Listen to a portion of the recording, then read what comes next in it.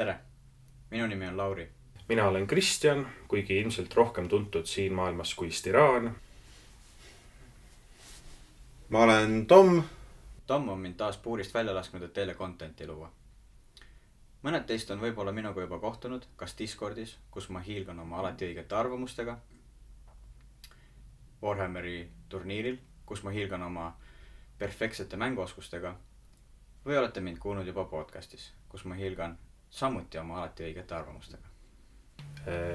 Jah, ma lihtsalt kohe jäin kinni, et Ma olen siis Adeptus Estonicuse looja. See inimene, kes enamasti konnakassi teeb, teiselt pool väga küsimusi ei küsib inimestelt küsimusi, aga ise väga ei vasta. Aga nüüd mina, Lauri ja Kristjan mõtlesin, et teeme midagi huvitavamat. Ja kuna Age of Sigmar on asi, millesse ma olen väga raskelt üritanud alati sisse saada ja ei ole saanud, siis mõtlesin, et ma tahan Spearheadi värvida, võtan 2 sõpra appi ja oleks motivatsiooni seda teha. Esimese Age of Sigmari karbi ma ostsin umbes 5 aastat tagasi, mis oli tollane Gloomspite Kidsi Battle Force karp, kus sees olid mõned trollid, mõned goblinid ja Squeaky ratsanikud, millega ma osalesin Sveni tollases kampaanias. Sigmariga ma sisenesin 5,5 aastat tagasi oleks nüüd, kuna see oligi üldse mu kõige esimene sõjamäng. Kuigi tollal ma kasutasin Warhammer Fantasy kandilisi aluseid ja papist mudeleid, aga juba hästi pikalt seal sees. Väga pikalt, aga samas mitte üldse. Kunagi tuli välja Dominion karp, mis seis hästi kaua. Ma ostsin sealt tormitaotud, ma värvisin nad ära. Nad ei meeldi mulle, ma värvisin uuesti ära. See ei meeldinud mulle, ma värvisin nad uuesti ära. See skeem meeldis mulle, ma proovisin ühe mängu mängida ja siis ma sain aru, et mulle ei meeldinud. Ja nüüd ma sain lõpuks müüa, ehk ma värvisin ühte armeed 3 korda, tegin ühe mängu nendega. Vabandus, ühe Spearheadi tegin ka, nüüd tehniliselt 2 mängu tegin. Ja nüüd lõpuks õnneks sain maha müüdud ja nüüd ma otsustasin võtta uue armee ja tõesti proovida äkki seekord hakkab mul see mängusüsteem meeldima. Minu valitud Spearheadiks on Nurgli vanem Spearhead. Ma valisin selle, sest ma tahtsin endale tankimat armeed, mida mängida, ning mulle tundus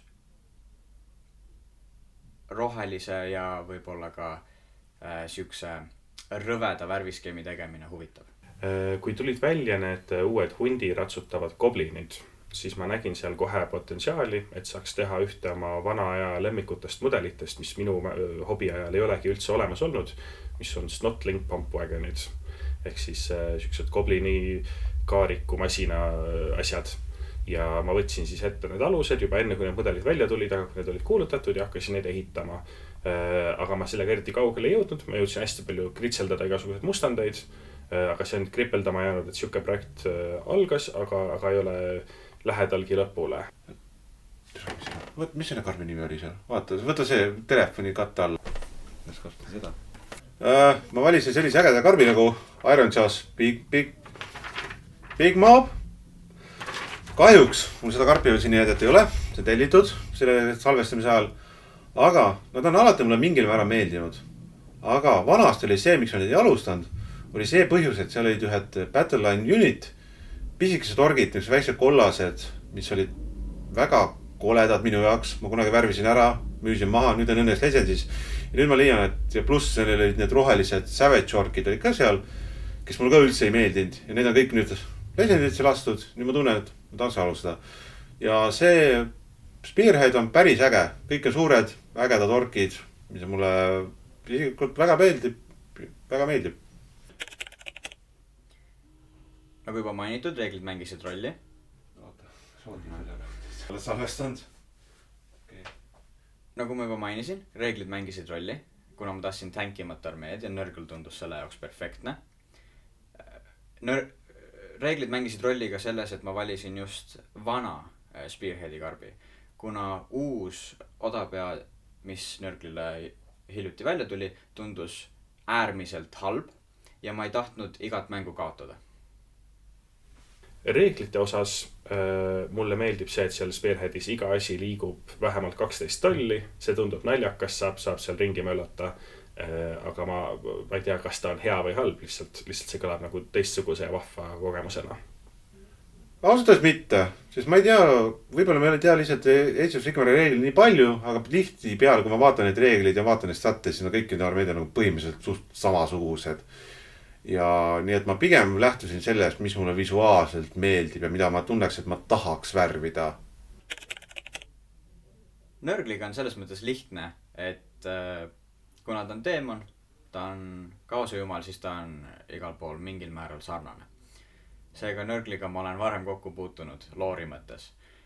Samuti raamatuklubi asjus loeme raamatut, kus Nörgl mängib suurt rolli, seega ma õpin aktiivselt loori juurde. Loor on mulle täitsa tuttav. Ma ei saa öelda, et ma oleksin nagu selle poolt kõige rohkem motiveeritud.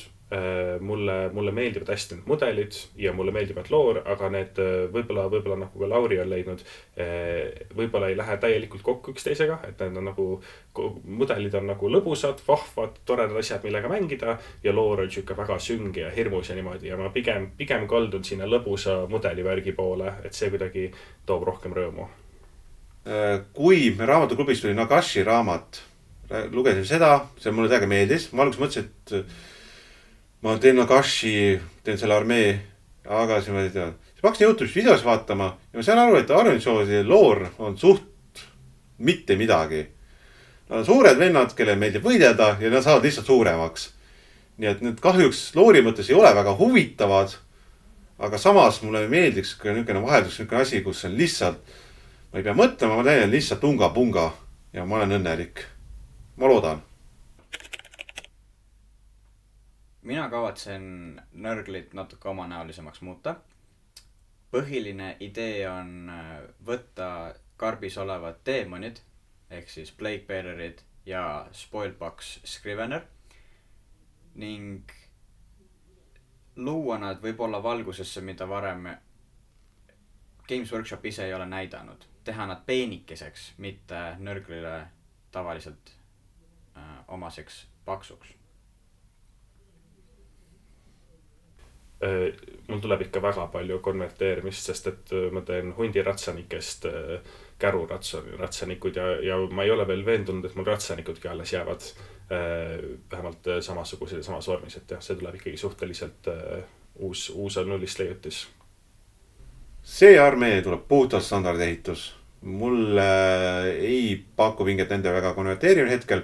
Ma olen küll mõelnud nende maastiku peale, et võib-olla nende maastiku teha, sest see maastiku hind ja see, mille eest sa saad seda, see nagu veits proportsioonist väljas, ei tundu mõistlik ja väga lihtne tundub see lihtsalt paarist jupist ise valmis ehitada. Aga kui ma vaatasin karpi, siis ma leian, et need on kõik piisavalt huvitavad, et ma ei taha seal konverteerida. Värviskeemiga on nii palju, et ma arvan, et ma proovin jääda suhteliselt truuks esimest korda elus Nörgli standardskeemile, kuigi ma ei ole veel päris välja mõelnud, kuidas ma deemonite nahka hakkan värvima. See tuleb sükene huvitav väljakutse. Ja kuna ma olen isegi ühe testiskeemi teinud, ma täitsa, suuresti see ongi, mis värvi ma goblinit teen, mis värvi ma puidu teen ja need värvid on mul kõik paigas ja siis on ports igasuguseid kangaid ja veidrad eritoone, et jah, see on juba täitsa mõeldud. Värviskeem, jaa, mul on mõtteid. Üks mõte, mis mul on, ma ei taha kindlasti teha rohelisi orke. Võib-olla ma lõpuks teen, aga hetkel tundub see, et ma ei taha teha rohelisi, sest see on liiga standard. Ja üks asi, mis mind kogu aeg värviskeemi mõttes paneb huvitama, mul on maja taga Tondiraba park ja seal on üks mänguväljaku plats, kus on kasutatud helerohelist ja sinakas rohelist nagu kahe värviskeemina. Ja ma kõnnin hästi tihti sealt mööda ja siis mul on tunne, et see tiil ja see roheline nagu ta on nii hästi sobivad omavahel kokku, et ma tahaks nagu midagi sealt teha. Ja suure tõenäosusega ma lähen selle puhtalt tiili peale ja vaatan selle võib-olla oranži nahaga orkid või punase oranži nahaga, et teha midagi huvitavat, mis ei oleks nagu standardne ork. Et see on minu jaoks see, mida ma praegult mõtlen. Mis välja tuleb, no seda näete te järgmises videos. Ma ma loodan harjutada oma oskusi roheasja kasutamises, kuna minu jaoks on uus materjal, ma ei ole seda varem kordagi kasutanud. Ning võib-olla ma loodan ka teha nörgliteemonid, mis näevad välja nagu nörgliteemonid, aga ka, et nad on omanäolised. Et nad ei oleks liiga ühele või teisele poole siis sellele baasmudelile, mida ma kasutan. Eelkõige ma olen tundnud juba mitu aastat, et ma olen justkui tuntud kui goblini mängija, aga enne eelmist aastat mul ei olnud praktiliselt ühtegi goblinit värvitud Age of Sigmari jaoks ja siis eelmisel aastal pingutasin, sain armee nagu keskosa tehtud ja nüüd ma tahaks sel aastal lõpuni teha selle projekti ja siis paar asja veel ja siis mul ongi nagu kõik mu goblini soovid täidetud armee ehituse poolt. Ma loodan saavutada selle, et mulle hakkab lõpuks Age of Sigmar meeldima ja ma saan ka aru, miks inimesed tunnevad nii palju rõõmu selle mängimisest. Ehk ma saan kunagi teise Tartu Lauriga kokku, me paneme mängule lauale ja me oleme mõlemad õnnelikud, et me saame mängida. Ma loodan seda saavutada. Kas see juhtub? Ma ei tea. Minu on väga suur, kuna ma olen avastanud, et nörgul mulle väga meeldib.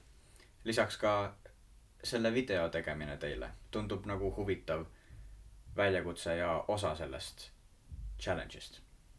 On suur, mul on saabunud tööpuhkus ja mul on palju aega, et teha ära see projekt, mis pikka aega tagasi alustati ja ma ei ole tükk aega saanud goblineid nagu nii värvida, et juba käsi sügeled natuke seda rohelist nahka tegema.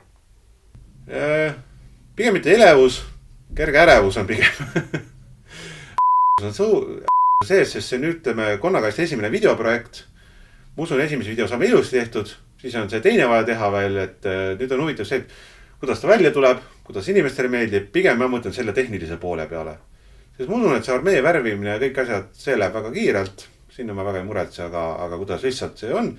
Ja pigem loodan, et teile meeldib see asi, mis me verad teeme ja kui on, äkki tuleb siit veel midagi, tuleb kas veel midagi toredat välja. Võib-olla äkki tuleb mõte laiendada see projekt 2000 punkti peale. Kes teab? Näis valitud suurt punast nuppu. Ja nüüd ongi Kon kastis.